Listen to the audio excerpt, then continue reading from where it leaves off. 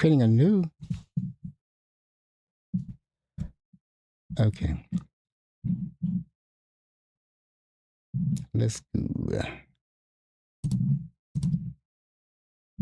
Building real trust in a brand new way. For a deeper connection, let's explore on transparent conversations. Transparent conversations, where every word can open doors. Transparent conversations. Yeah, let's talk about it. Let's talk about it. Hey, welcome to Transparent Conversations, Elevated Exchanges. I am your host, Calvin, or CPJR, or CPJR 300, if you really feel me. Welcome to my show. Transparent Conversations is a show that I record weekly. 3 times a week, Monday, Wednesday, Friday, starting at 9 o'clock, streaming through YouTube. And then I also do a behind the scenes stream through either, through Instagram or Facebook. Tonight I'm on Facebook for the behind the scenes stream. The behind the scenes streams is just for that. You're not going to see any of the videos I'm looking at or any of the sound actually that from the videos. So it's just something I just put up there to if somebody wants to ask me a question or something like that, it's probably easier for me to catch it there than catch it on the stream, since I'm doing all this on my own. So welcome to my show. If you're here for the first time, you can find the show on YouTube under Transparent Conversations, Elevated Exchanges, or on Substack under the same Transparent Conversations. For the last year or year and a half almost, I've pretty much just switched over the whole format to politics because there's just a lot going on. It's been quite interesting to see where we were back in January of 2020. What's that? 2025 and where we are now in 2026. Like, so much has happened and so much is still happening. Things are just moving at a breakneck speed. If you asked me then, I don't think we would have been at war, but here we are at war. So, like I said, if you've been here before, thank you for coming back. If it's your first time, thank you. If this is something that you like to hear and see every week, please take time to like, share, and subscribe to the YouTube feed. Also, you can do the same on Substack, so you can know when I'm posting a new video or doing something different. Like I said, I do it 3 nights a week. I'm up to 120 subscribers on YouTube, and then I'm up to 60 on Substack. So thank you for everyone that took the time to subscribe, share, or comment. Even the bad comments, I don't mind. Well, some of them are kind of bad, right? Some of them are really, really bad.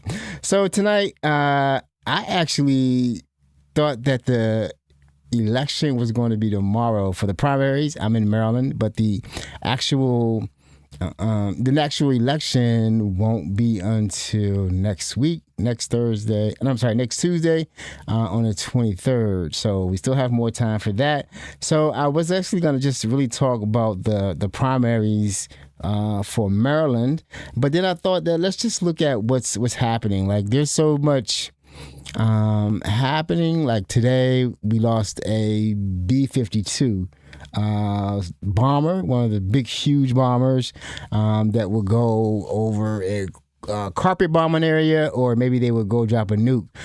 Those are irreplaceable. Also, we believe that 8 crewmen died. Eight airmen pilots were on the plane, and they believe that they all crashed. It was on takeoff, so it was full of fuel. Doesn't look like it was armed, but it completely is gone. So believe all the people on board were gone. So prayers to the families, prayers to the nation, because we're losing a lot. We don't know how it happened, but that's a loss. The pilots, the crew, The airplane, those are old planes. They don't build those anymore, so that plane's probably lost. We've been losing a lot of aircraft because of the useless interdiction or whatever you call it in the Gulf on the behest of Israel. Apparently we may have a memorandum of understanding. This has been the most confusing war that I've ever witnessed since I've been alive. I'm 60, so I went through the first Gulf War, second Gulf War. What else? We had a lot of wars, but I remember those two. And actually I didn't really realize I was actually born during the Vietnam War. But I don't remember anything from that. But yeah, first Gulf War, second Gulf War, and now these strange, many like strange things going on in Africa, but mostly in the Gulf, right? For some reason, we always end up in the Gulf, and we know now why that is, and that is like where I'm going to start tonight.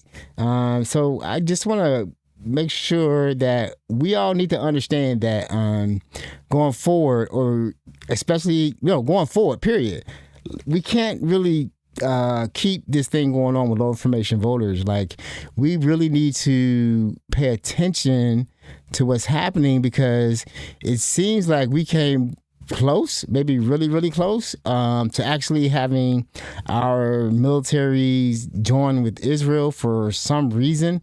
There's a lot of, and I kind of like, I'm grateful for the mainstream media for being exposed, right? Because we didn't know a lot of things that was happening, especially like in 2024, when Israel was still wiping out the Palestinians in Gaza. We didn't know really what was going on or how bad it actually was. I remember myself just really, when people were saying they weren't going to vote because they couldn't vote for Kamala because of the genocide in Gaza, I couldn't understand it. I was just saying, like, well, we just need to win. We need to put that behind us, not put that on the side, so we can actually concentrate on winning. And then once we win, then we can look at, working on what's happening with Gaza. But now I see that was wrong, because there is just a oversized influence of Israel and AIPAC's influence on our elections. We're losing entire elections, or entire elections are changing based on what AIPAC, because of Citizens United, they can just dump in however much money they want to dump in. And currently, and we're gonna have a video on that. We got currently right now the highest amount was ever spent in Maryland was $7 million, and that was for Glenn Ivey, someone who I've been really wanting to just make everyone aware that he wouldn't have won that election if it wasn't for AIPAC. He was not doing well on that election against Donald Edwards, but then he says it in the video. You can go to AIPAC.org and take a look at it. I've played it, but basically he was saying that his campaign was dead. His campaign was dead. But once he said he'll be gung ho for Israel, they just gave him the money, and that was it. I think in this county, because we have probably a lot of low information voters, they just vote for the name recognition. So if like AIPAC comes into an election like that and just floods the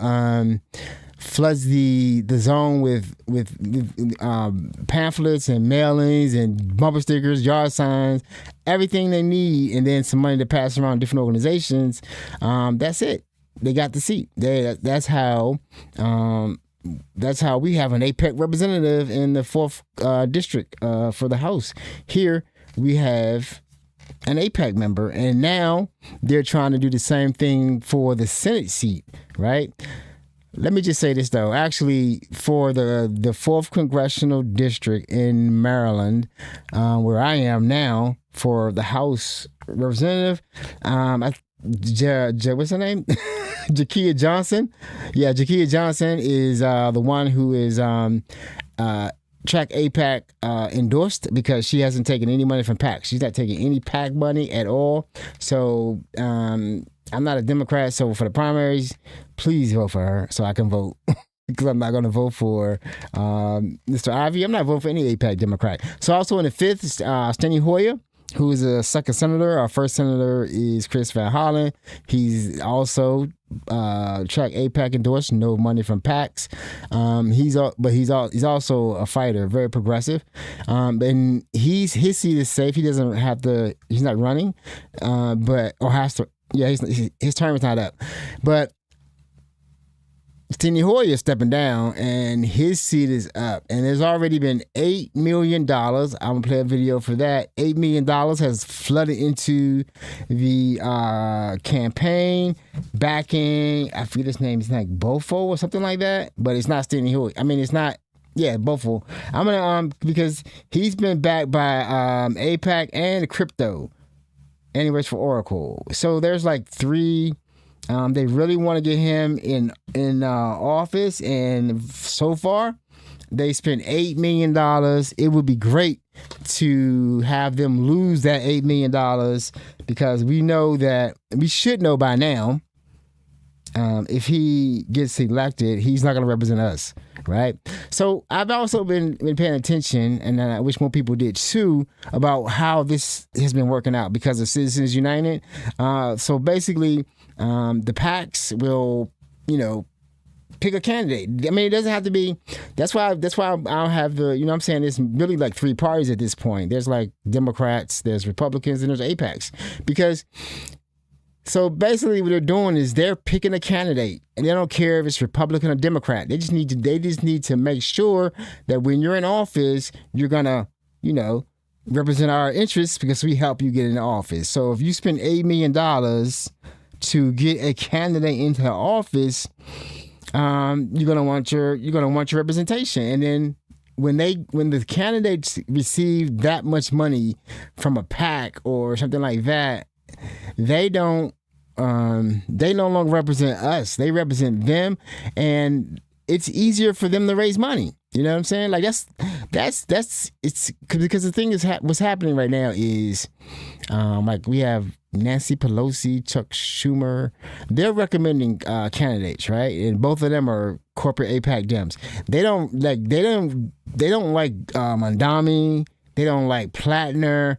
They don't like anyone who is like grassroots that refuses to take money from a PAC because they seem to have the same mentality as a corrupt police force, right? Meaning, what I mean by that is, if you see it on TV a lot in movies, things like that. When a new rookie comes on board, he doesn't really know what's going on. They put him with an older cop. The older cop's taking him around, showing him the ropes, and then they stop at a place where everybody meet up and everybody start passing out, here's your envelope, and then they put it into his hand for the new rookie officer to see what he's about, right? Is he gonna be on the team, right? So if you're on a team, you take the money, right? And then you don't have to grassroots campaign. You don't have to raise money, right? You don't have to send out texts every day. Like I get texts every day from AOC and Omar, what's her name? Ileana Omar, the Somalian from Michigan. Yeah, I've donated to both of them, so I still get not a lot. I don't have a lot of money, but I still get texts every day because I've donated to them. But I understand because they don't take PAC money; they have to raise money, and that's something that a lot of incumbent Democrats don't want to do, don't have to do. Because they could trade stocks and then they don't have to really worry about running because they know they're gonna get their money from PACs. So, but the problem with that is things like this Section 224 of the the defense budget is hidden in there. They slid that in there. It's written specifically by Netanyahu. And it basically links our government, our military to the Israeli military. That's not been voted on yet. It made it out of committee. Ro Khanna tried to get it out of the bill, but it still went through. They still voted for it. So a lot of this is happening because we've been not paying attention, being low information voters. I didn't know about what was really going on with Gaza. I just, I can't say I didn't know what was going on. I can't say that. That's a lie. I kind of knew what was going on, but I didn't accept it, right? I didn't accept that there was something that we were playing into. You know what? That's what I didn't know. I didn't know how bloodthirsty Zionists were in Israel. I did not understand it. I did not know about it, and I've been talking about it here like every episode. This is episode 37. Every episode. Oh, lights are blue. Lights will be blue probably for a very, very long time, and we'll talk about that. But yeah, this we didn't know that they don't like anyone. They don't like anyone. They're extremely xenophobic. I don't know if that's from the Holocaust, or I think it is. I've heard Chuck Schumer say that they want to make sure that Israel's there to prevent another Holocaust. But then they go and took the land and did a genocide. It's a total disconnect as to how you come from that to that, right? Like, you're running from a Holocaust, from a genocide, and then you get into a land, they welcome you into the land, and then you do a genocide. So that's why when you get elected, that's why these incumbent corporate AIPAC Democrats are always gonna recommend or endorse their people. The ones that take the money, because nobody wants to out be here in the grassroots raising $5, $10, $20 donations where they can get 2, 3, 4 million from the PAC, and then the PAC will also take care of all the flyers, take care of all the, whatever, commercials, things like that, attack ads, all that kind of stuff. So that's what we have to really pay attention to. And there's a lot of sources, I'll be one, that will be calling out, especially in Maryland. We'll be calling those people out and calling out those PACs, where that money coming from. And the reason that I say that is because I know during the 2024 election, Angela also broke. She's is she a senator? No, she's in the House. Yeah, she's in the House. So, yeah, she's in the House. So, yeah, she was running, and maybe she would. I'm confused right now. No, it's only 2 senators, Hoyer and Van Hollen. So she is in the House, I believe. Anyway, I'll have to look it up. Don't take my word on that. But she's running for election, and Larry Hogan, our former governor of Maryland, glad he's out, Republican, was running against her. And I just kept seeing these commercials that were talking about a mortgage issue that she had. And it wasn't from him, it was from a PAC, right? Because the PAC was trying to help him get elected, but that wasn't going to happen. We were pretty much tired of Larry Hogan.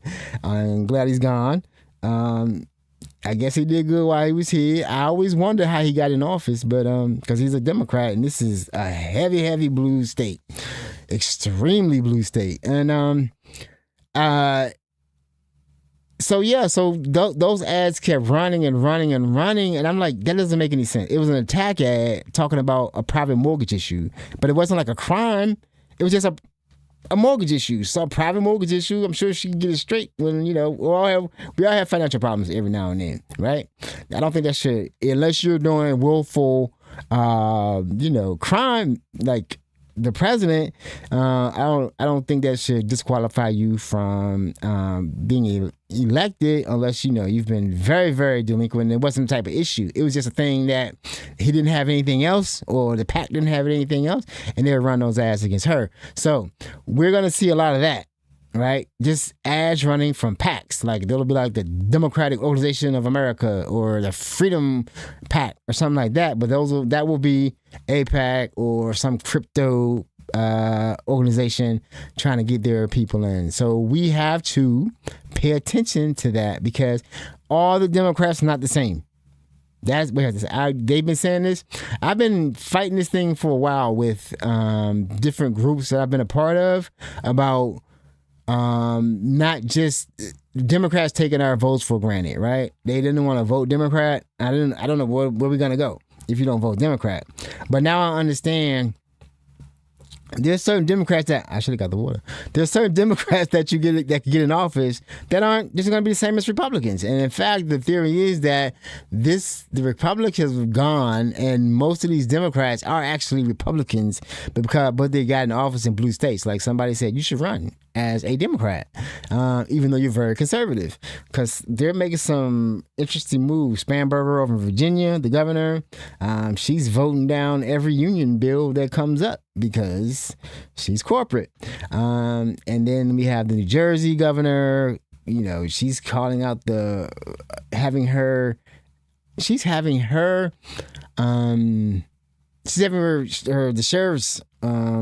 sheriff's office is guarding the daily detention center, and they're beating up people left and right. There's tear gas, and it's being very aggressive. So I guess she's saying that she's doing it because she don't want them to do it. Okay. So that's what we have to look out for. We have to make sure who we're voting for, and then we have to look at where the information is coming from. So if you start seeing a lot of negative attack ads and things like that against a candidate, look where the money came from, because that's one thing that since Citizens United was passed, that's something that we have to make sure it's just going to happen. And that was, when you think about it,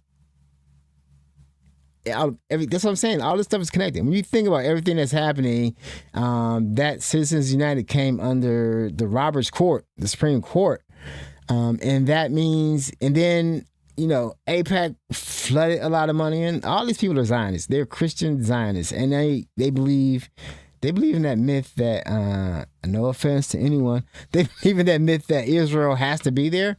And the funny thing is, though, it wasn't in the Bible. They're talking about Israel the people, not Israel the land. I said this before, but now it's the land, and they have been running that con since the 40s about how, you know, as Christians, you should be helping us. And they want to rule the Christians. They've already been blowing up Christian villages and towns in Lebanon. They don't care about who they kill. They want what they want, and they will do what they do to get it. Now, our politicians are helping them because money or belief, because people that you thought were very powerful Democrats and very witty that we've been watching in independent media, you know, they're fighting the good fight, and they're in there, they got sharp tongues, and then to find out that they don't believe it's a genocide.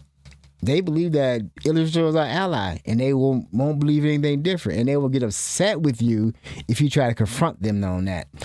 They don't believe that they should be, you know, the thing is, Israel, right? They don't admit they have nuclear weapons, right? And they're not a part of the non-proliferation, whatever that pact is, NPP, I think it is. But they haven't signed it. So if they haven't signed that and admit it, because they won't even say, no, we don't have nuclear weapons. They'll just say, that's it.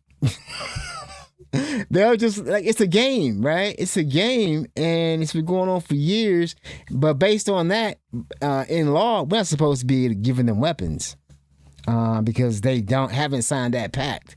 But of course, as everything, they have another section. Okay, I'm back on that now. All right, so I'm gonna go ahead and get started. I try to, like I said, I have most of the information I have right now is on Israel, because I think that has to be hammered into our consciousness that they're not our ally, and we're in a war with them. And as they attack, they say Hezbollah in Lebanon, but they're just blowing up villages in Lebanon. They're putting some in the water too to make the water bad, and they're using phosphorus bombs. They're all out, and then we have this memorandum of understanding for a ceasefire for 60 days to negotiate an end of the war, a war that we don't have to be in, that we've lost soldiers and a lot of planes, helicopters, drones.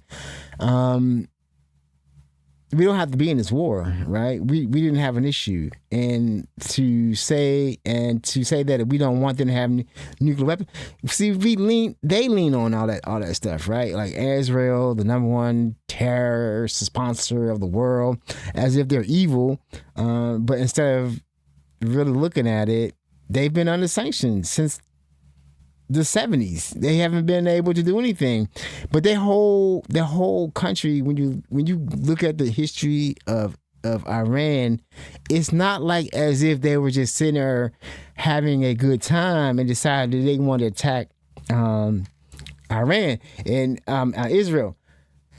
They were being manipulated by the United States and Britain for a long time, and that's what caused the Shah being installed, and then the hostage crisis, and then the sanctions, and then we call them, terrorists, and we're scared of them. They can't have a weapon. I seriously believe, like I always say, they only want a weapon to defend themselves. Because nobody messes with South Korea, and South Korea has a nuclear weapon. North Korea, sorry.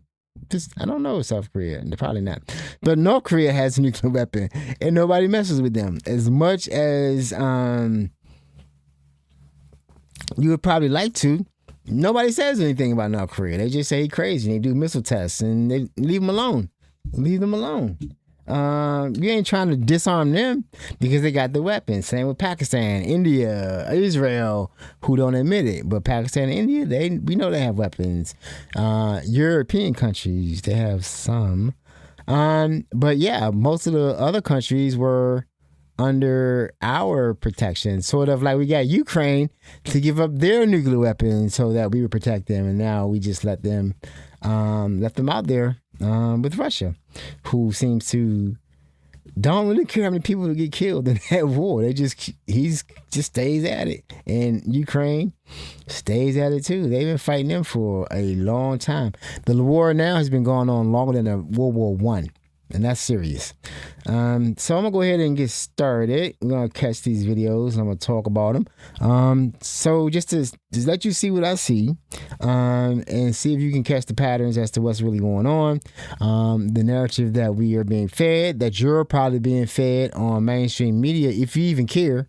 I don't think many people do, because there's no way with Trump running that 90 million people didn't vote if they knew what was really going on. If they knew that we would end up in a war, if they knew that our government was pretty much being controlled by Israel, they didn't know. And you're not going to know if you only watch mainstream media. You're just not going to know, because they will not really tell you the whole story. And I have a problem with the fact that we didn't know that Israel was very xenophobic and hateful of everybody that's not Israeli or Israeli. I'm not going to say Jewish. Israeli. All right? I'm not accepting that anti-Semitic crap no more. You can say that all you want to. I'm going to look at you like you're crazy, because you are. Because we know the truth. Now, we see it every day. Every day. We see it. And then now they're worried about how they're going to fix the situation, how they're going to. Yeah, you're going to see it. All right, so we're going to start out with Israel AIPAC. I got a few videos on that. And the reason I'm starting there, because this is our biggest existential threat. We think it's Trump. Trump's going to be gone if we stick to the plan. I know they're going to try. They're supposedly, now they're investigating Gavin Newsom and his wife for whatever. We don't have a real Department of Public Justice anymore. We have the Trump legal team under Todd Blanche, his criminal defense lawyer, who he personally has said Trump thanked him for keeping him out of jail. So he was committing crime. He just said it. I'm just like an old man, just say anything. So this verse one is interesting because one of the things that's really disappointing about this whole situation and the world is how they will see Israel doing something illegal with, selling people in the West Bank. And I remember that from being young.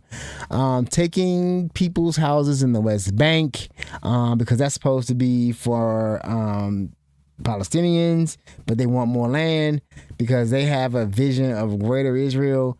And then the other governments that should be keeping them in check, and for some reason they don't.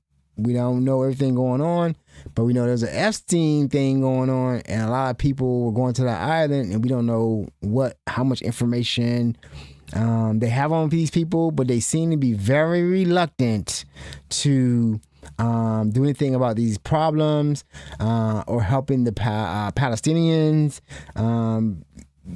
Keep their houses.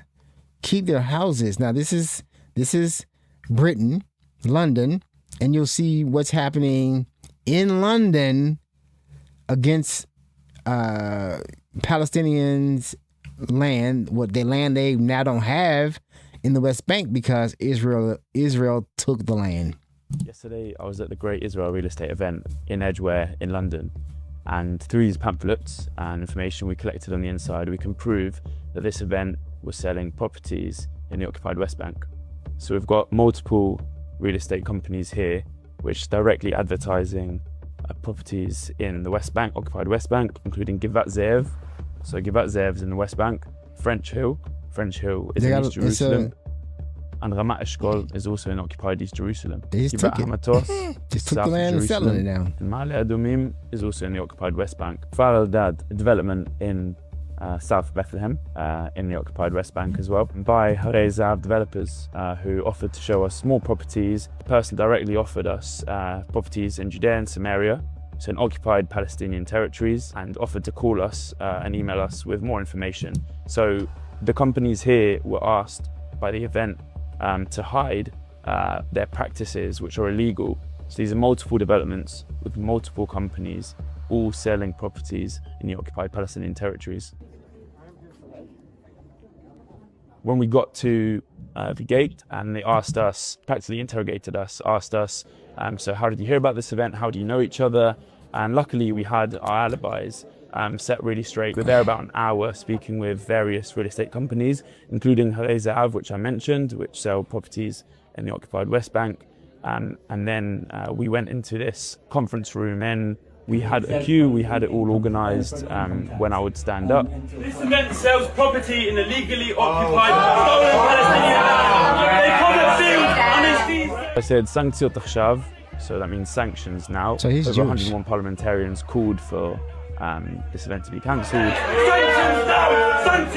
I then also said lo tigzol, which means don't steal, and that is a teaching that everyone there should have known. Jewish anti-Zionist action, many of us believe in the Jewish faith, but we believe that it's been co-opted and tainted by Zionism since its inception, and we're staunchly in resistance to that. The Board of Deputies said in their statement, the protest was an excuse to intimidate and harass members of the Jewish community. Hear that? And there's a clear choice here to focus on the protest as an act of intimidation. And I'd invite the Board of Deputies to look at the documents that we have here that clearly depict in writing that these properties in illegally occupied territories, illegal under international law and condemned by over 100 parliamentarians, have been advertised at this event. So that's like it's an illegal sale in London, and the Palestinians were protesting, and they chose the side of Israel. And that guy who was doing the operation or the sting was Jewish. He's not a Zionist. So it's like, but that's what I'm trying to say. My whole thing is like, what is wrong with the international community that no one will stand up to these people? And it's not a lot of people. It's something else going on. And it's like, we don't see it, we don't hear it, but the governments are ready to put anyone in jail that criticizes Israel. And right now, the whole anti-Semitism thing is over. This don't have any more power anymore. I don't know what they're going to do now, but it doesn't have any more power. I'm going to keep going real quick because I got to say the same thing. I'm on the same wave, and this next video is going to be about what's happening. Masters of the universe are Jews. You know, we've got Altman and AI, we got Zuckerberg, we got Sergey Brin. It's us. And we have to figure out a way to win the digital battle. Our job is not to make you look good, American Jews. What do you have to worry about? Your job is to make us look good. You have got to serve 2 or 3 years in the army of words. Since October 7th, all Jewish organizations in the United States together have spent upwards of $600 million fighting this avalanche of anti-Semitism. We also create content for non-Jewish influencers. They say genocide, we explain why it's not a genocide. They say apartheid, we explain why it's not, right? You have to brainwash all the time. You have Brainwash. to explain it, to believe it. Because this is the only way to continue Zionism. Wow. Wow. So that's, they say we have Zuckerberg, we have Altman, that's OpenAI, that's Facebook. They now have TikTok. What they meaning? I left TikTok when it was sold to the Ellisons, which they directly give money to the IDF. So I don't know. Do what you think. Do what you think is right. I won't use it anymore. But basically, because they're gonna be monitoring you. I'm not trying to be in an algorithm. Or that's one algorithm I don't want to be in at all. I don't trust it because they have too much power. They have they hold CBS now, Warner Brothers, Paramount, CNN. 60 Minutes is messed up, so. I just want to disengage as much as possible, but I also don't want to give them money because they have it all. Like he said, they have Zuckerberg, they have Altman. They are going to start trying to clamp down because right now they can't stop independent media. They can't stop this video from going out. I know I used to be shadow banned. I'm not shadow banned anymore. I get numbers now. So just by putting out content and then the content is being shared. So I also gotta stop commenting the way I comment. That's terrible. I need to stop. Calm down. But yeah, that's their plan, right? They have plans. They already said, I don't know. It was a figure thrown out about how much money they're gonna invest in the influencers. That was the last one they had. The influencers, American influencers, not Jewish. Goy influences, us, whites, Republicans, Democrat, whatever, whoever takes the money to combat all of the information that is against them. So that's what they're doing. And they already know. They have Facebook. Zuckerberg, you got to put a little pressure on him to do the right thing for our people. And it goes on and on. And it's interesting, just the other day, we saw the video. I didn't want to play it, but Seinfeld don't believe. See, they said something about. He said that there's no Palestine. He's a Zionist. There's no Palestine. And then there was another video I saw today. I didn't want to play it, but it's a fact that they put bombs around Gaza that look like cans of food so that kids will pick them up and blow themselves up. They also do the same thing for toys. These people are inhuman and they're doing whatever they got to do to get their land and keep their land, and they want all of it. So this whole thing about ceasefire, we'll see, because one of the demands or one of the stipulation conditions that Iran wants is Israel out of Lebanon, and there's that Ben Gvir guy, whatever his name is. He's already saying that Trump's gonna go to hell for that deal. He's already going off because Trump been doing what he's supposed to be doing. He's supposed to be doing what we say do. And I don't know how that happened though. Well, he's an old demented man. Because they said that in the meeting when they were all there, everyone was against it. Everyone was like, no, you shouldn't do it. But he did it based on what BB told him. And we don't know what BB told him because we don't know what BB have on him. Let's stay right here and catch this next video. I just want to press this information as much as possible because it's like, okay, yeah, we got to deal with the regime, we also got to deal with Israel, right? It's all together, and it's like we don't know who is really for us Americans. We really don't know. Us Democrats, us black people, we really don't know. We know it's not. We know once a Democrat gets all that money, he's not gonna want to just give it up. Nobody wants to make calls, and I already know that because Glenn Ivey said I couldn't get any money. I couldn't get any momentum. I couldn't get any money. Then all of a sudden, I had a lot of money. So, and I DM post him. I don't hear. He hasn't responded to me at all about nothing. He ignores it because he can. I think in his state, he's close to the churches, so that will make him as Christian Zionist. Most of the churches here are Christian Zionists. I used to be Christian, go to church, and they all have the same belief and teach the same thing, that Israel has to be there for the end days to be over. I'm not gonna go into that. So yeah, right there. I'm gonna stay right there. We got two more videos because it's a lot. I'm gonna keep stressing this point because I don't know. Like I said, you're not gonna see this on regular TV. You'll get they'll spar about are they Zionists? Is it a genocide? Blah blah blah. But you see with your eyes, right? You see with your eyes. You hear what they say. These are not AI videos. These are real videos of their meetings. You see that even Jews are against Israeli Zionists, right? It's a constant battle, and they're saying that whole thing is causing, I'm gonna say, anti-Semitism, or it's causing people to look at Jews a little differently. But it's not all of them. It's not part of their faith to want to be in that land, right? Or want to, but it's not about being in that land only. It's about dominating that land, dominating the people of that land. If they would, I don't know. They're not gonna live with anybody. I'm not gonna live with anybody. All right, so let's look at this one here.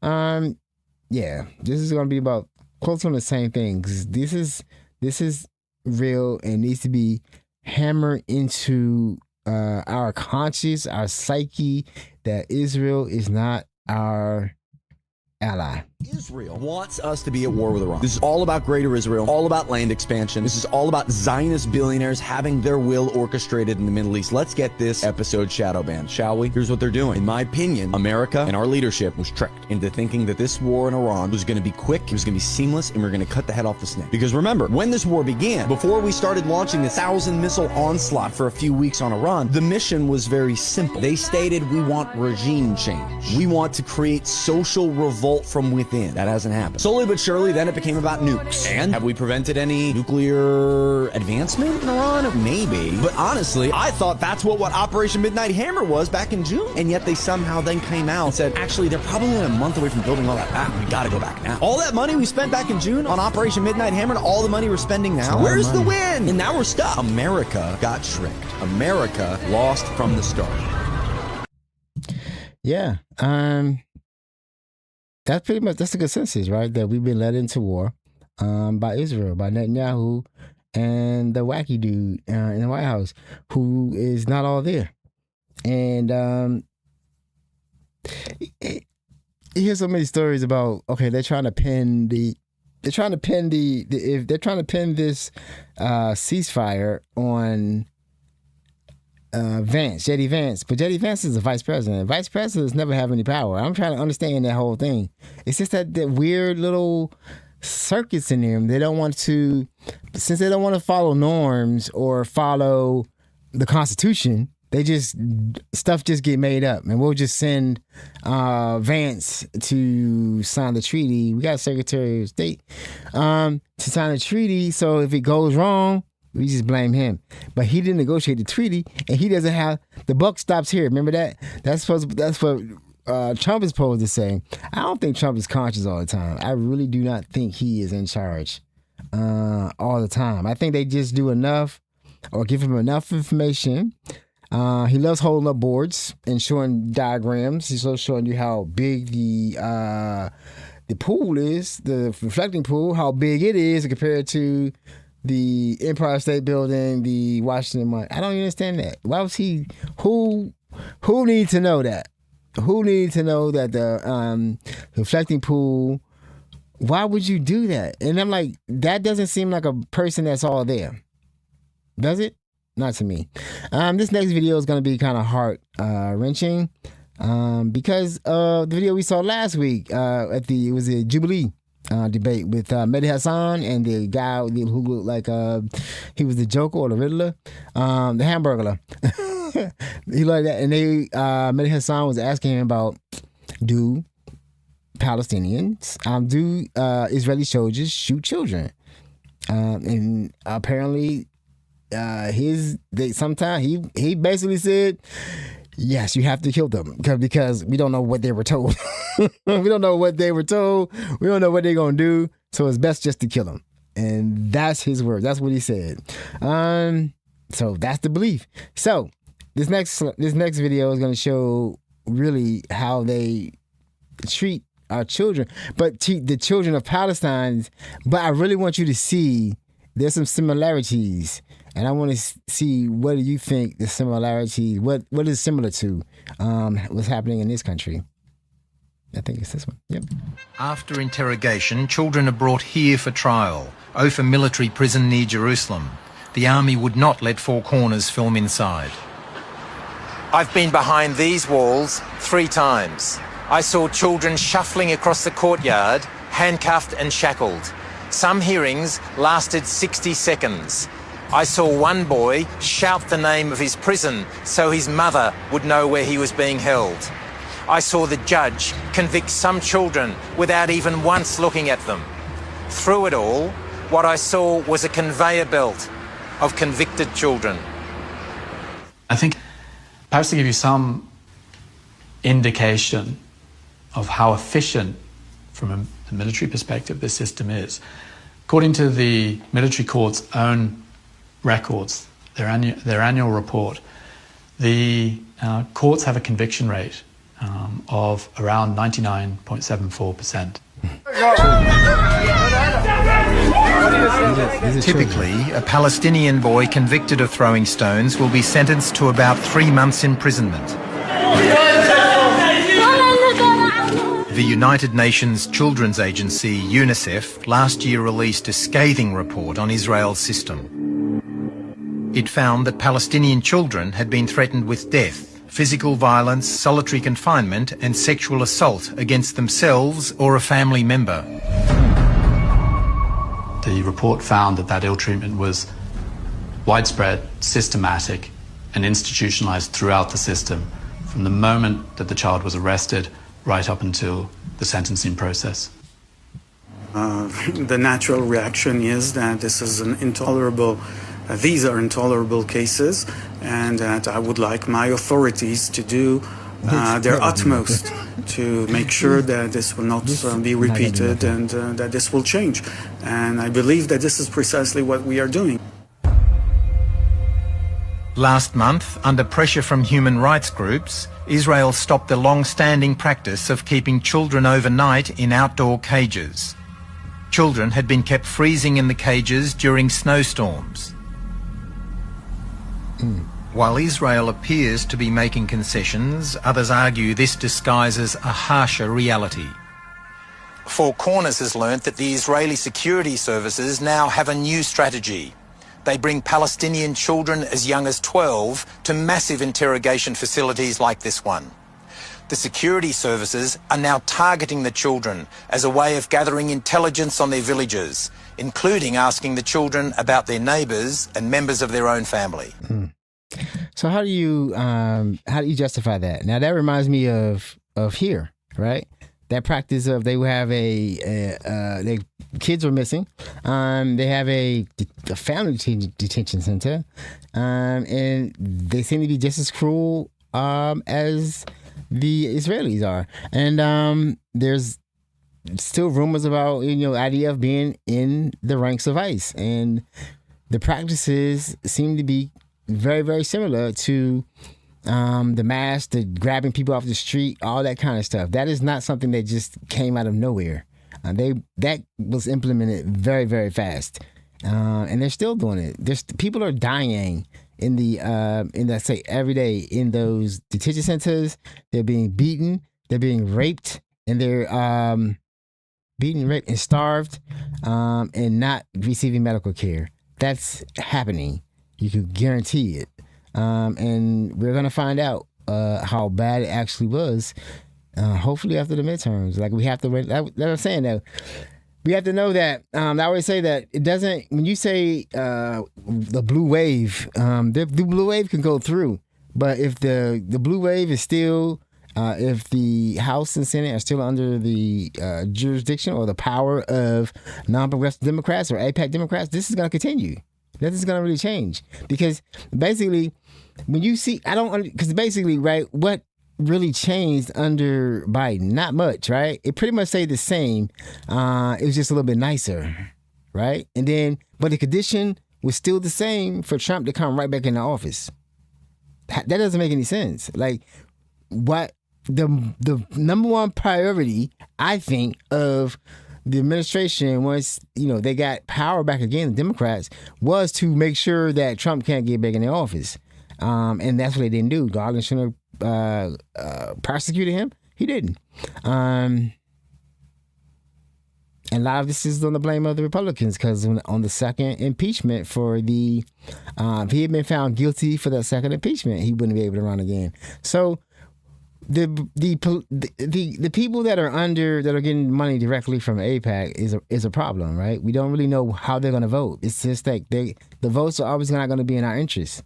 That's why I dedicated myself for doing this up to the midterms. I don't know what I'm doing after the midterms. We'll see. But because this information is coming to me new, like that was a documentary, right? That was a documentary.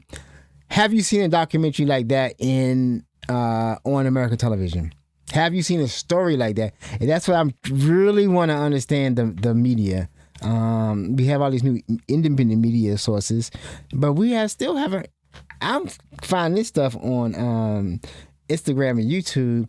I'm not seeing this stuff on even the independent channels that I watch, and they still are calling Iran a terrorist country. The number one sponsor of terror of the world. We don't want to see. They say we don't want to see Iran have a nuclear weapon because I don't know why. Like I say all the time, Iran is not going to blow up. They're not trying to get a nuclear weapon, in my opinion. They're not trying to get a nuclear weapon to blow up anyone. It's a defensive thing. No country right now, except the United States, has used a nuclear weapon in hostility or any other time. Just testing. So I don't really know. Like, Putin was just trying to, threaten everyone with nuclear weapons. Talking about Ukraine and watch what y'all doing. I got the nukes. Nobody, what's she gonna do? Throw a nuke? What happens after that? The end of mankind. It's not gonna be. Once a nuclear weapon gets used, these nuclear weapons get used in retaliation. This is not going to be a place you want to be. You want to go I want to go in the first wave. Like, I don't know what life is going to be like after nuclear weapons. So I don't think, like, Israel's not that far from, it's not that far from Iran. Why would you think they want to throw a nuclear weapon? We get scared every time, like when Fukushima melted down in Japan, we were worried about the whole ocean being irradiated.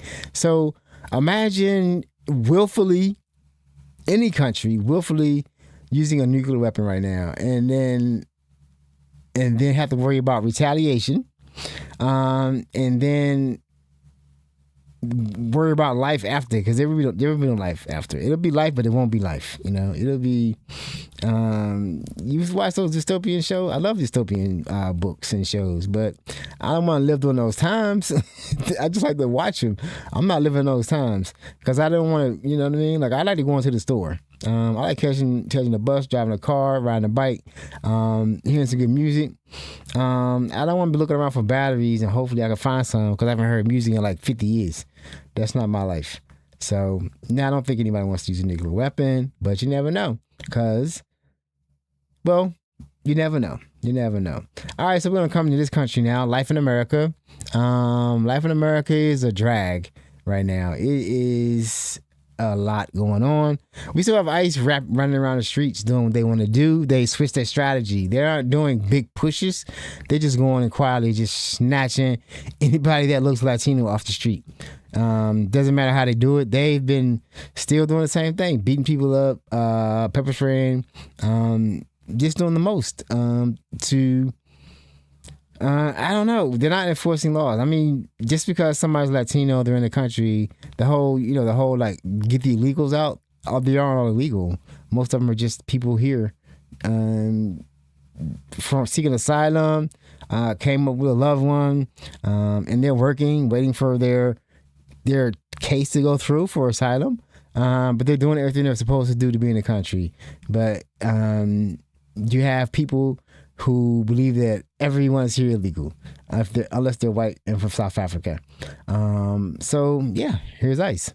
Ms. Cleland, I just want to make sure for the record that this is clear. When you began observing the federal ICE and Border Patrol actions in Minnesota, did you at any time impede the ability of federal agents to do whatever it was that they were doing? At no time did I impede. Did you ever stand in their way or physically assault them or try to stop them from doing what they were doing? At no time did I do any of that, no. Did you stand too close to them to a point where they could have felt threatened? They had to walk towards me. And when they walked towards you on January 10th, they told you what exactly? Addressed me by name, said, "Hi, Nicole, you are impeding our ability to do our job, and if you continue to do so, we can arrest you." Do you know how they knew your name? I have no idea. And they said to you that it was from facial recognition technology, is that right? Correct. So they used facial recognition technology to identify you, an American citizen exercising your constitutional rights who had not impeded them in any way. And then in the days that followed, your global entry was canceled? Correct. And so what do you think would have had to have happened there? I mean, multiple people would have had to have been involved in order to make that chain of events happen. Is that right? It seems to me there would have been. Yeah. I'm sorry that you had this experience, but I fear, given the Trump administration's complete lack of regard for the civil liberties of the American people, for the laws of our country, and for the Constitution that we all swore an oath to uphold, that unfortunately your experience is about to become very common unless Congress does the right thing to step in and act. So that's about like Meta glasses. Meta now has the glasses. The glasses are able to do facial recognition. They haven't turned it on yet because of privacy issues. And once they turn it on, they'll be liable. But they have it up right there in the phone. It's probably from Palantir that ICE officers are using facial recognition as a way to intimidate citizens of the United States. That doesn't seem right. I don't think it's legal. It's definitely not helpful. You know what I mean? And they threaten you. They threaten a person who was just doing observation. It's legal to observe a public servant doing a job as long as they don't impede. I don't even want to say that unless they don't get in the way. But then now we have federal officers walking around with software on their phone that will recognize you, and then they can start proceeding to remove your rights, global entry, and probably keep you stuck in the country. And if they have any more, they can go to your house and do whatever they want to do because they got your address just by, you know what I'm saying? You hadn't done anything illegal because they didn't come up to you and try to detain you, go into your purse or your wallet, get your ID, and see where you live. None of that. It's just right there on the phone. That doesn't make anyone feel safe. That these officers, ICE officers, thugs with uniforms with masks on, can find you just by scanning your face. Does that seem legal? Does that seem free? Right? Does that seem free? Where does that seem like it came from? Where does that seem like it came from? Just guess. You know where it came from. So the next story. So I reported on last week, or just showed last week, where that family in Georgia were attacked by a white man in armor with an AR-15. He just passed through the neighborhood, saw black people, tried to call. This is in I forget the exact state, exact city or town in Georgia. But I have the information here. Oh, it's in South Georgia. But anyway, he drove through, saw a black family having a good time outside, not in the street, not impeding traffic. He decided to call them nigga. They shouted back. He, I don't know, had a fit, went to his trunk, put his armor on, and came back with an AR-15 and started shooting at everyone. Luckily, no one was killed. Luckily, one of the brothers there was an ex-Marine and had his tool and got to work and put him down, not killed him. He got locked up. Now, what do you think they charged him with? Right? He had an AR-15, armor, and was shooting at black people outside. They charged him with aggravated assault, gave him a $5,000 bond, and let him out.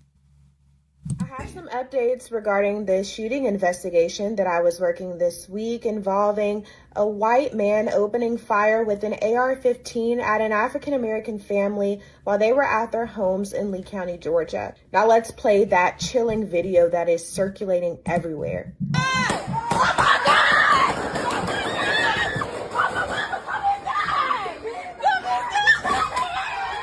Today, the Georgia Bureau of Investigation was seen in the neighborhood where the shooting occurred.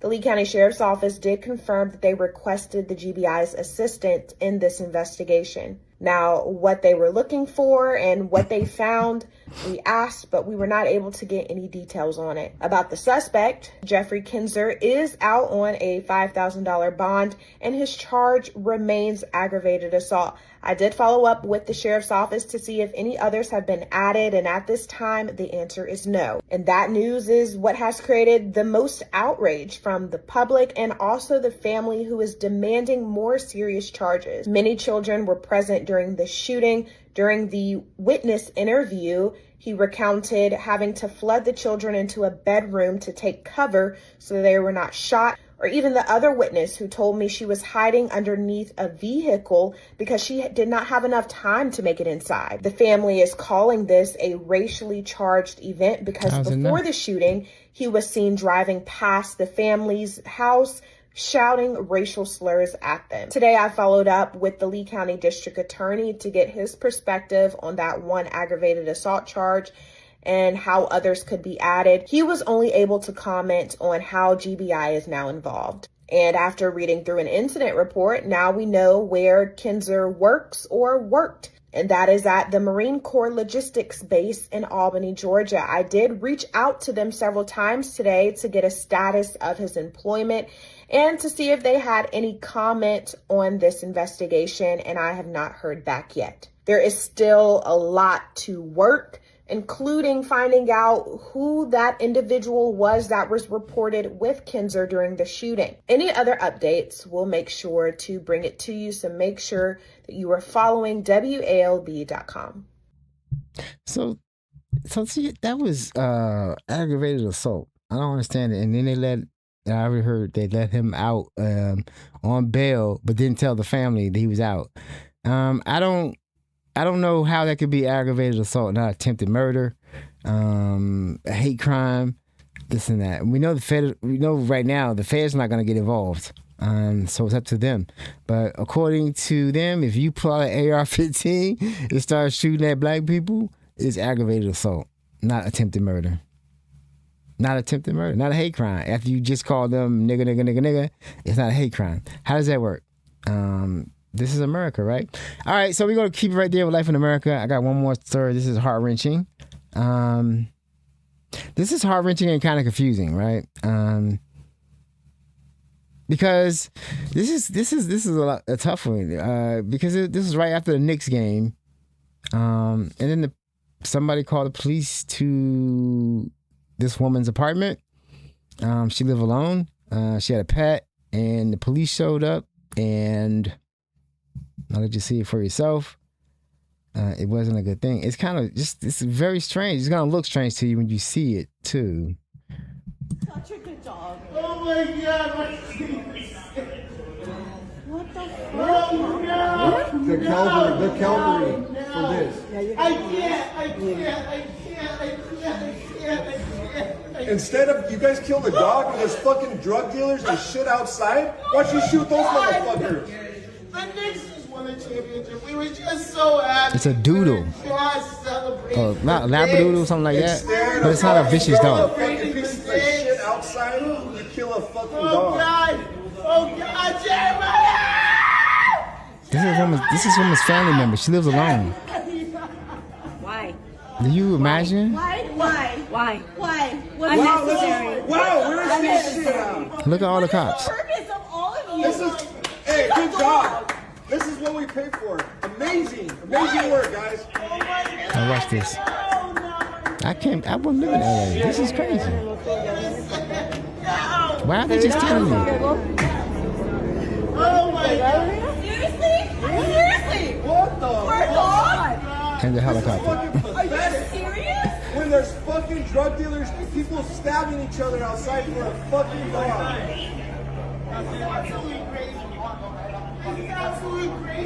Why are they all there? Oh my God, Jameson!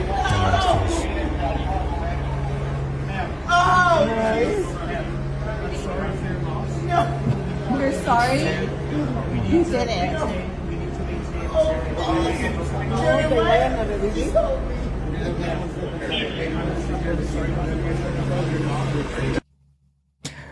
So, someone called a noise complaint. Says it was noisy. They said it was noise complaint. Sounded like she was arguing with someone. She was watching the Knicks game, so she might have been cheering. She was from New York. This is what I read. She was from New York, moved to California, cheering for the Knicks because they won a championship since the 70s. Very happy, having fun with her dog. Somebody called the police on a noise complaint. That neighbor, find that neighbor. I would find that neighbor. Call the noise complaint. The police show up. Come to the door. She don't know what's going on. Cause she told the police, I'm here by myself. But the dog, the dog was being a dog, not a vicious dog. A doodle, whatever, is not a vicious dog. So we, as people, we walk around with our guns and we don't shoot dogs. So the dog, ran towards the door, because she couldn't grab it because he wanted to put it in another room. Because she's trying to figure out what's going on. Why are all these police at my door? And a helicopter. So they call a noise complaint. They show up with all those police and shoot the woman's dog. And then say, I'm sorry for your loss. I don't understand that he's probably going to get what? What is going to happen to the cop? What's going to happen to the lady? She lost her friend. Probably her family member. That could have been her service animal. You know what I mean? Like, we don't know she's on the floor crying and her family member's done, and then the police say sorry for your loss, and they're all just standing there, like 20 cops just standing there looking at her. That's how law enforcement works, right, in America. Just shoot first and then they worry about it later. A dog. Like, how do we survive out here with dogs? Like, I don't have dogs run up on me. Did I shoot him? Nah. I told him to stop. So what caused him to see that doodle and shoot it? Like, what's going on with the cops, man? It's something wrong with them. That's life in America. This is a good one. One more. This is on the AI thing, right? So, for some reason, I think that the billionaires, the elite, the IT people, and then the people who, the schools who are teaching these students in university who are graduating, don't understand how these young kids are feeling about not looking at a future that these tech giants are telling these people that excuse me, are telling people that, you know, they're not going to have a job. You got to change your career path because AI is going to take all the entry-level jobs. The economy's down. The president's crazy. We're at war constantly now. And the president could call. We have ICE running around, grabbing people off the street. And the school books a tech giant. They probably thought it was very good when they first did it. But see, the tech gurus do Sundar Pichai, Tim Apple, whatever his name is, the Apple guy, and then Zuckerberg, and then now Altman, Musk. These guys, nobody wants to talk to these guys. Nobody wants to see these guys. They're doing so much damage to the world just to benefit them. Now I'm thinking about the problem is the AI. Now I'm seeing more and more. It's not an actual product. The product, what is the product? They're trying to sell you on what the product is. They're trying to tell you that an agent can read your mail, summarize it, and answer email. What the fuck? What are you gonna do? What, don't you work? What do you need all that stuff for? And how much is that gonna cost? Like somebody was showing, I was seeing a video yesterday. These guys excited about Claude, his Claude, whatever it is, his agent can work at Adobe Premiere and edit his videos. His YouTube videos. Now, I edit my own videos, actually, right? On my clips, I do it myself, right? I would like to get a software to do some AI, some software to remove the do that, but you know, I'll pay for that. No, I might pay for it. I haven't decided if I'm gonna pay for it yet, but I think I am. I don't like to hear it. I'm trying to be more articulate and present better. I think they'll just make me more lazier and not do it. So I'll hold off on that for a while and see if I can correct the problem myself. But it's out there and you're able to do it. So I don't know, when they show you these agents and what they're doing, they're not telling you how much that's going to cost. So they're just trying to get you hooked, right? Only people that are excited about AI are the people that are trying to sell you AI. The rest of us are trying to figure out, what are you trying to sell us? Because the cost, it seems to be very, very, very high. Data centers everywhere is not a solution that's sustainable. Because the power grid can't handle it, but y'all keep trying to do it. I guess since y'all suspending the carbon thing and global warming, we just run diesel generators or gas turbines. It doesn't make any sense, but so this is what's going to happen to the tech bros, the people who want to sell you AI. We already had some tech people were booed. So this is Sundar Pichai at Stanford University.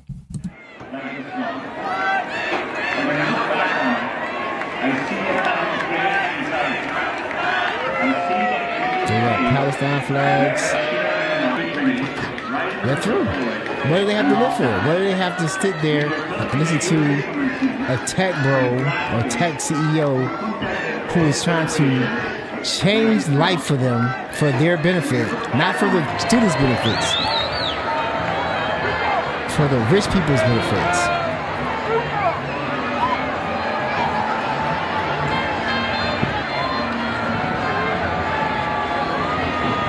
I'm proud of them. I am proud of them. You know, I don't care. I don't care. Palestinians are real. They are people. I've seen so much nastiness about celebrities and people like that want to just deny that Palestinians exist and that Palestine exists. And when you do that, you're rubber stamping your approval onto the genocide. So I think we're gonna do one more. Yep. This is something you gotta watch. This is from MAGA. This is someone from MAGA. And this is the problem that we have with MAGA. Trying to talk to them, and it seems like this is the problem. You heard him over at the alternative facts, right? They believe in alternative facts and fake news. And I think that even with this guy, the president, he basically seems to think that if he says it or if it comes from we should just believe it. Like, we shouldn't fact check it. And this is where this comes from. This was quite disturbing to see. I'm trying to make sure I got the right one. Yep. I don't. There it is. Yeah. This is something to see. This logic is just very strange, and it seems to be the problem that we're having with MAGA. They have a completely different grasp of reality. I think that all this focus on standards, I think, is sort of this bureaucratic kind of, not gotcha, but where it's all about imposing. All right, I'm gonna take a look at it. I want to just take a moment to critique the fit and the hair. This is a Stepford wife. This is somebody, she works with Steve Bannon. This is a Stepford wife. Like, the look is interesting. This is not a normal look. And okay, roll the tape. This sort of idea that in order for a story to be accurate, it has to be fact checked, it has to be peer reviewed, it has to. Wait, do you think the term fact check is loaded?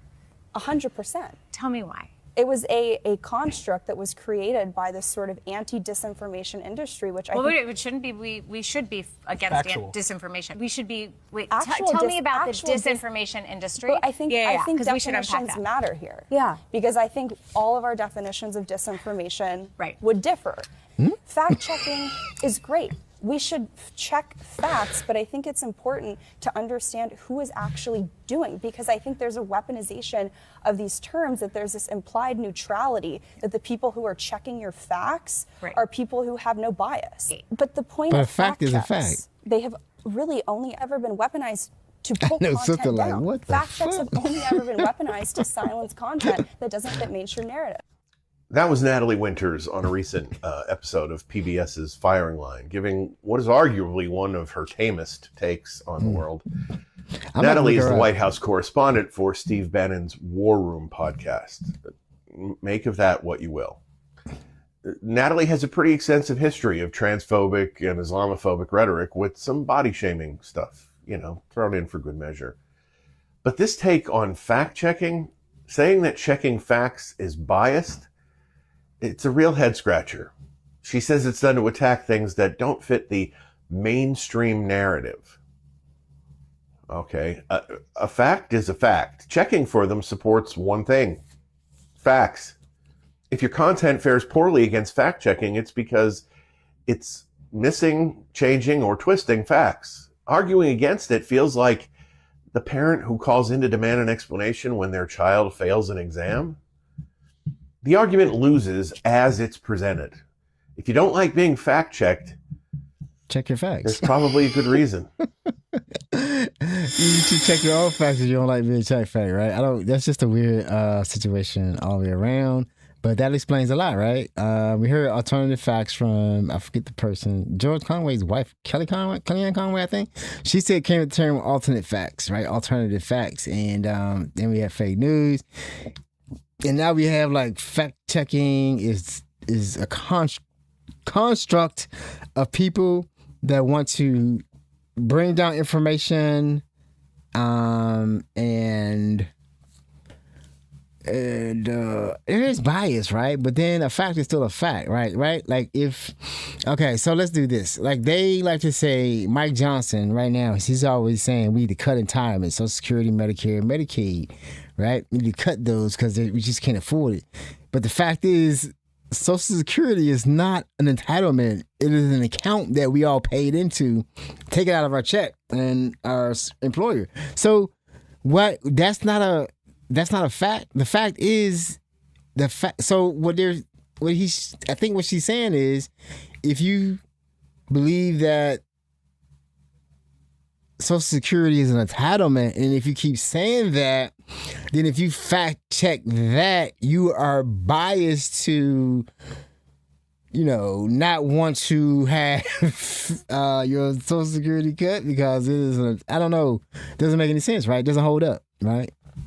The fact is, Social Security is not an entitlement. It is an account, a retirement account almost, that we paid into. They messed it up, but it's still an account that we all can look up a balance and we'll see it, and we paid into that. So it's not a entitlement. Even we pay into Medicaid or Medicare. I don't know which one we pay into. One of those. So that whole thing is like, that's just a weird, that's what we're fighting against. That's what we're up against. People who believe that fact checking was a construct and it was done for disinformation based on your bias. So facts are influenced by bias. Okay. That doesn't work. That does not work. Okay. So I'm going to go into, I've been trying to keep these under an hour, but it's hard. So I'm going to go into just, I'm going to do like something from the Maryland primaries every time it comes out. Wednesday, then Friday, and then Monday. Because I'm going to need y'all to do the right thing, Democrats, because I can't vote in the primary. I am a independent. And I'm going to be an independent because I do not trust the Democrats. So this is more about the Steny Hoyer seat and who's running for it. And now the largest amount paid by AIPAC or the pro-Israel lobby to get someone elected was Glenn Ivey at $7 million. And now we're at $8 million. And I think we're at $8 million because we have the crypto bros and the pro-Israel people wanting that seat and doing everything they can, but everyone's finding out. I saw a demonstration over the weekend against AIPAC candidates. This candidate, it was another candidate. So if you're in, well, Steny Hoyer is Democrat. Yeah. So I can't vote. So don't vote for this guy Bofo, I think his name is, but she'll tell you about all the money that's coming in for him to unseat or him to take over the seat for them. He's not going to raise money from the grassroots. He's not going to be out here meeting people. His money's coming from the corporation. And you should not want to vote for him unless you're a crypto bro or a Zionist. Are you aware that as of today, over $8 million in outside money has now flooded Maryland's 5th congressional district race, all in an effort to boost this guy?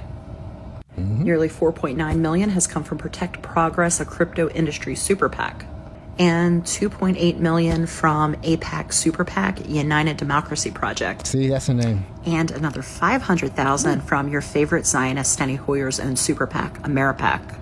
And these aren't donations that are to the candidate's campaign. This is independent expenditure spending by outside groups on ads, mailers, and voter outreach designed to influence the outcome of the election. So to me, this is about something much bigger than one race. It's about whether ordinary voters still have the loudest voice in our democracy, or whether that voice increasingly belongs to whoever can spend the most money. And so the good news is that voters aren't stupid. People can look beyond the ads and beyond the mailers and beyond the millions that are being spent to influence them. And that's exactly what I think we should all be doing right now. And so as a lifelong Marylander and an activist in Maryland, I'm supporting Walla Blagay for Congress in Maryland's Congressional District 5. Yeah, I think another one is Harry Dunn. I don't have a preference in that fight, just as long as it's not an AIPAC corporate Democrat. So there you go. Because I won't vote for. I don't think I can vote in that one, even for that one. I don't know how. You know what? I see what I'm saying. I don't know everything. I don't know how all the elections run. Like for senator, I know I vote for Chris Van Hollen all the time, but I'm not sure about Steny Hoyer. Anyway, so there you go. AIPAC is in Maryland. Crypto bros are in Maryland trying to get that Senate seat, and we need the Senate. We need both houses, but we need either one would be nice, but both of them would be great. The House, we could get the House, and then they definitely could press charges. He'd definitely be up for impeachment. That'll be like number one. Not only impeachment, but all the Epstein files will get released. There will be subpoena. Everybody in that crooked regime will be subpoenaed up there. But we need the Senate to convict. And also have more oversight of the president's actions. So it'll be very helpful, especially before appointments, because we need to end this as quick as possible. We just heard today that we were this close to an insurrection, or them calling for insurrection and suspending habeas corpus and putting in troops in the street. We were this close. Susie Wild saved us. Trump and the ghoul, Mr. Miller, those two were ready to do it. And then I don't know. It would have been because we already know the troops are gonna do it. You know what I'm saying? No one's coming to save us if that happens, right? Because the troops will follow orders. They will kill you on orders. They've demonstrated it many times. They've been killing innocent people left and right without a problem. Hasn't happened to Americans, but I don't think it'll be a problem. Because they've been firing everyone that's gave them a problem. That is, a general, a leader. They've been getting rid of them because they keep going to the ones that'll follow the orders. And then just based on him, just based on him wanting to, get rid of religions, get rid of all the religions, other people's religions in the military, the recognized religions of the military, that whoever's in there now still backing him is down for it, down for whatever. You know what I'm saying? They like the Pete. I don't know. Pete got a problem. Pete is an interesting thing. He is not fit for this duty, and these planes keep falling out of the sky. We're losing so much, and they keep lying about the weapons we have, the replenishment, the stockpile, and we don't know anything. They're not telling us anything. There's so many rumors. See, I would want to get ahead of the rumors. Like, why would you want people to think that more people have died than you're telling us? And that's what goes around. There's been rumors that like 500 soldiers are dead because we can't get any information out of them because they don't.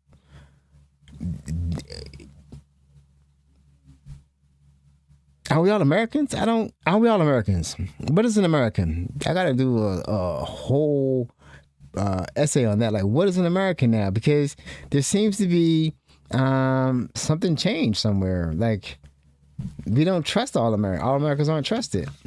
I think that's it. Yeah, nope.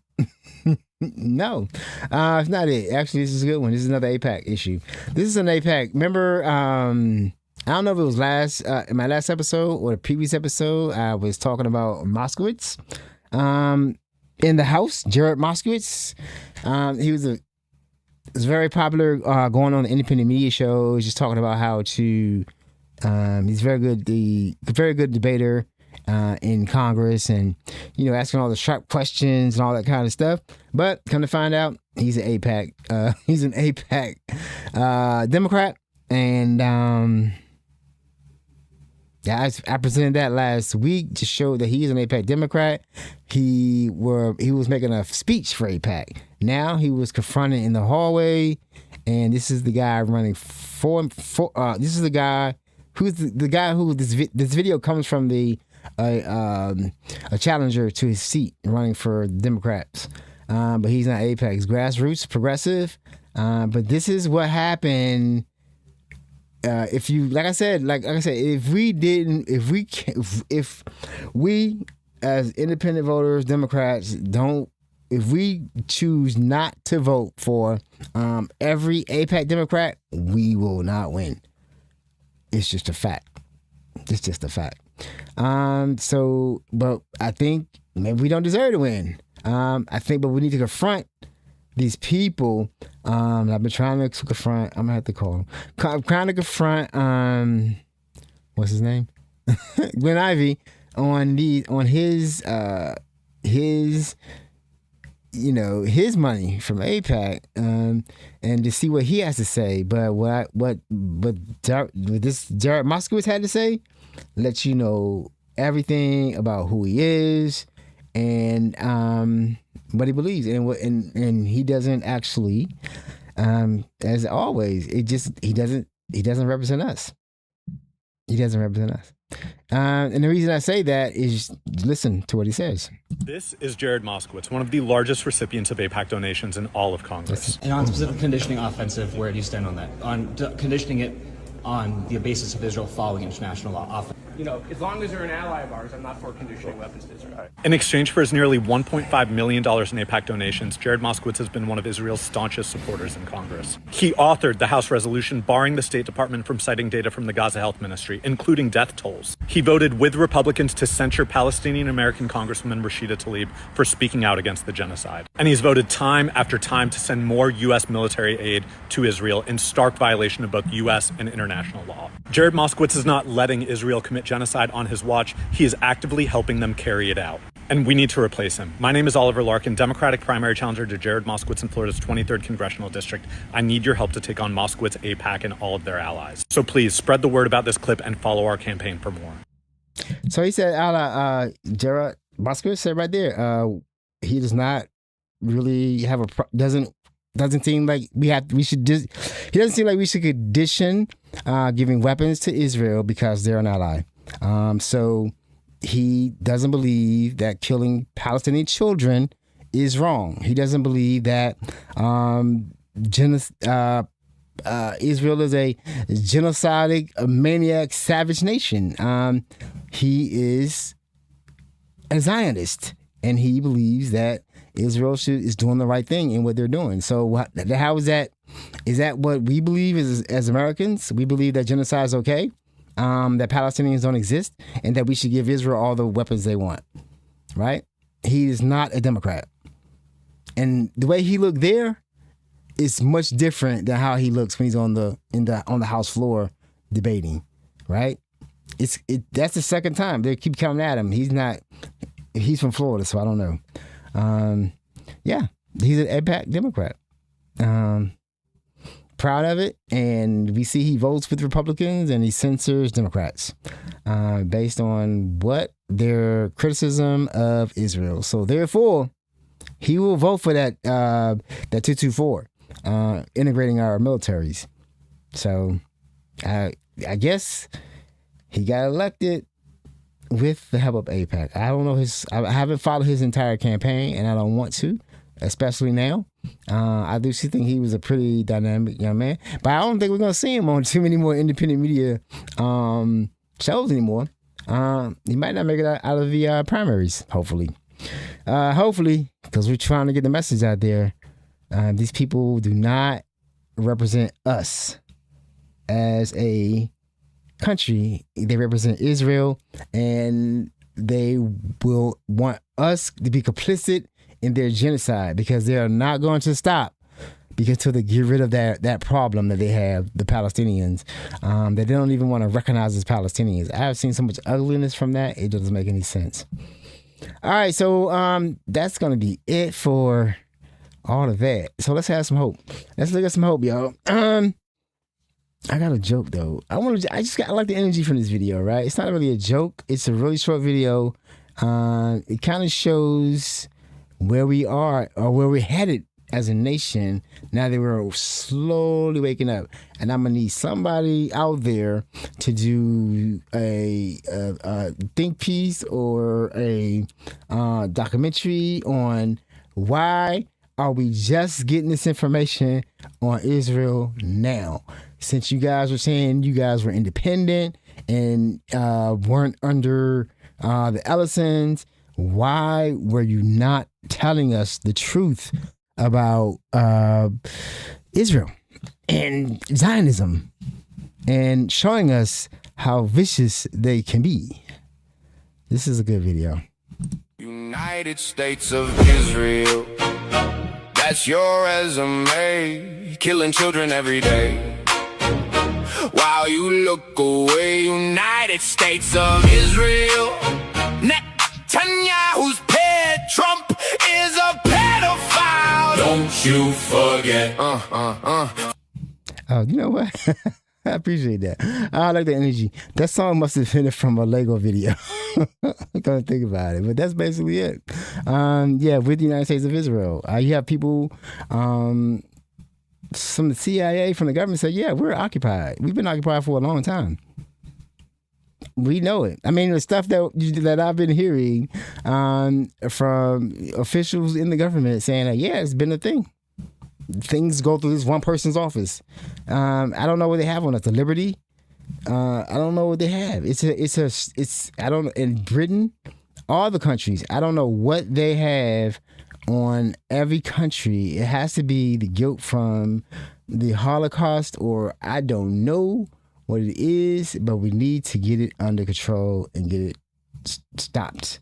All right, that was just a joke. So, let's hear some spoken word. All right, so what am I gonna play? I'm gonna play some spoken word. I found something nice. Yeah, I found something nice. Like I said, I'm in recovery, and this like really touched me at where I'm at now. Although I'm doing this, I am going through a lot right now, but it's all good. You know what I'm saying? I'm not giving up. I'm in a good place, energy-wise. I do want to recognize my grandchild passed last week. He was born with a defect, and he didn't make it. And my daughter and her husband, they're okay. And I pray for them. And I just want to recognize that all that life is still happening.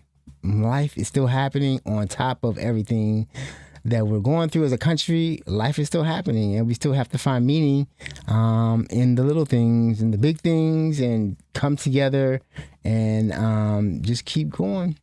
I like spoken word, and this touched me.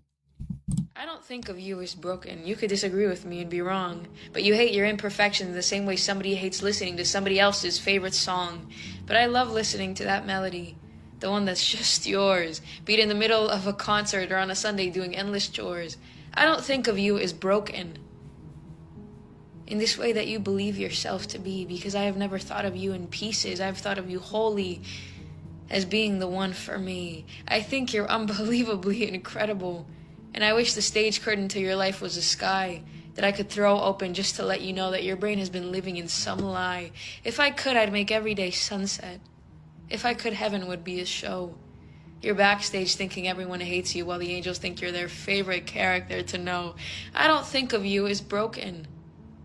And if you were, there's plenty of time for repair. I can't fix it for you, but I have a couple of extra tools to spare. But you think of yourself as something shattered, too far from ever being the same. I don't think that's true. Whenever I hear the sound of your name, I think you're caring, empathetic, a safety for all the paths you may cross. And if somebody didn't love that before, well, honestly, that was their loss, because you're also so exciting. The vacation and the home, the roller coaster and the hug after, the tears you don't let people cry alone, because you know what it feels like. The flame and the cold, you're the day at the pool, the warmth of love that's never told, only felt. Can you feel it? You're not broken, you're unaware of how many people stop to admire the way that you care. Strength sometimes feels like breaking. Vulnerability sometimes feels like a threat. People will spend generations trying to reach the bar that you keep raising to set. I wish you knew that. I wish I could make it more clear. But if you still believed yourself to be broken, well, I'd be broken too, I fear. Okay, yeah. I pray that you have had that kind of love in your life. I've had that kind of love in my life. And that's it. I'm gonna leave it there. What we gonna do now? Which I want to hear. Y'all want to be? I'll be back on Wednesday. Talking about. I don't know yet, but definitely talking about what's going on, what I see, and try to talk about the patterns. I don't want to talk about AI that much because I'm really I don't understand what we're doing with AI. I understand AI, but I don't understand the product, what they're trying to sell you. It seems to be good at doing code. It seems to be very good at doing code, but everything else is kind of iffy. And the resources are unsustainable. This whole thing about, you know what? I think next week I am going to do that. Next week I want to talk about the data centers, but I want to talk about the engineering. But I want to talk about what it would take to do data centers in space. I just show you a video of that so you can understand that Elon Musk ain't about to do that no time soon. That whole reaching $1 trillion by 2030. That ain't gonna happen. That ain't gonna happen. So buyer beware. If you got some of that stock sitting there, it ain't gonna hit me. I'm waiting for the first earnings call and see what happens after that. So all right, I'm gone. Peace. Go listen to some go-go, which I want to hear. Y'all want to hear some go-go? This is really quick. This is a real quick one. This is from the Howard Theater. And I told a story about the Howard Theater before. I like going there to hear Chuck back in the day. But you're going to see how a go-go looks. And a go-go is like everybody's dancing. There is no like nobody like standing around asking you to dance. It ain't none of that. You going out there, you just grabbing your partner and you dancing with him. That's how it works, you know. Well, it used to work when we were kids because he was always trying to hook up when we were kids. So yeah, but there's nobody standing around. Will you dance with me? No, everybody just dancing and sort of, you know, dancing, hooking it up. So this is the Howard Theater. Just a real quick video to show you that vibe. And like I said, you don't understand it until you go to a go-go. I'm out.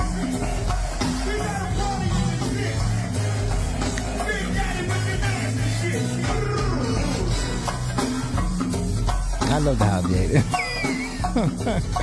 All right, y'all. Be cool. See y'all on Wednesday. Stay safe.